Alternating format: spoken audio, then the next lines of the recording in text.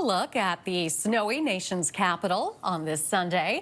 Energy and Natural Resources Minister Tim Hodgson there saying conversations between Alberta and the federal government over a possible pipeline project are ongoing. The minister making the comments within the last hour as the government releases new details about its climate competitiveness strategy. And joining me now is Brouillette, Executive Director with Climate Action Network Canada. Welcome, Caroline. Thank you for being here. Can you break down what we heard from the ministers on Canada's climate competitiveness strategy? What does it entail? Thanks for having me. I think at a high level, we need to be very clear that this climate competitiveness strategy, when we look at what Canada was doing prior, actually brings us back and deprives us of key tools and policies that impact our capacity to fight climate change in this country and to respond to a global economy that is rapidly transforming towards the adoption of renewable energy and electric-based technology.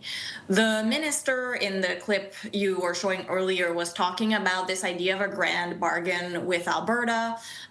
Unfortunately, I'm old enough to remember another grand bargain that the government attempted to make with Alberta entailing climate policy, and that was the national boondoggle. That was the Trans Mountain Pipeline. Remember how we were hearing that, industry and some of their provincial political lackeys would kind of accept a level of climate policy back then in the form of carbon tax in exchange for this pipeline going forward. So it's really troubling to see this government failing to learn those lessons of the past and promoting completely anachronistic ideas like decarbonized oil and gas. Instead, Canada should be investing in sectors where a majority of economies are going.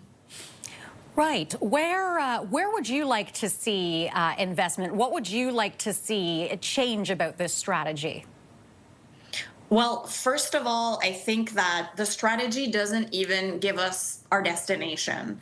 When we plan for climate change policies, having emissions reductions targets are not just numbers. They are a direction for the economy. They are a direction for private sector investments. And so the government introduced a lot of uncertainty by removing existing policies, whether we're talking about anti-greenwashing legislation.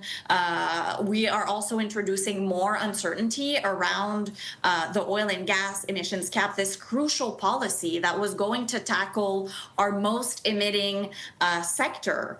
And so I think the government has to recommit to our existing targets that we have contributed to the Paris Agreement, especially as COP starts tomorrow in Brazil. The question of what Canada will be presenting is absolutely crucial. And Canadians who are here but also in Brazil will be asking that question, as well as many in the international community. And I understand you will be attending the COP30 Climate Summit in Brazil this week. What are your expectations?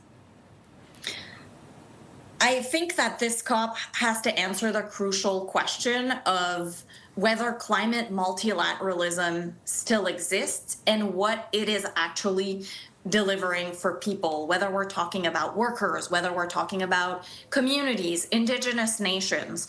We need to connect this negotiations process with the day-to-day lives of people who are facing real economy pressures and a different reality on the ground.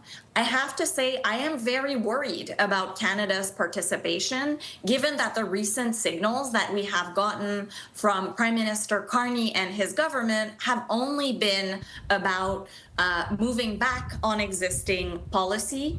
I think the question of whether Canada is still committed not only to climate action writ large, but to the international cooperation that is so necessary in this moment when we're facing geopolitical pressures is going to be crucial. All right, we'll have to leave it there. Caroline, thank you very much for being here with us. Thanks for having me. Caroline Brouillette, Executive Director with Climate Action Network Canada.